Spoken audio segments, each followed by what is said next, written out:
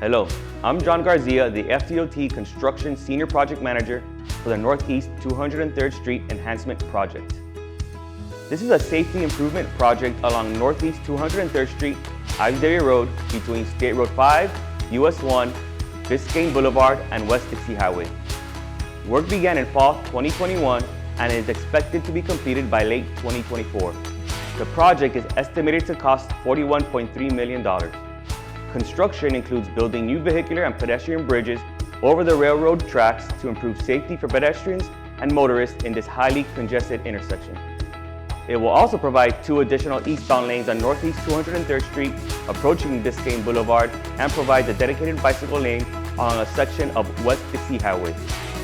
Currently, crews are performing bridge work inside the work zone between Northeast 205th Street and Northeast 206th Street and installing drainage structures along West Dixie Highway from Northeast 203rd Street to Northeast 206th Street. Utility companies are working in the area as well.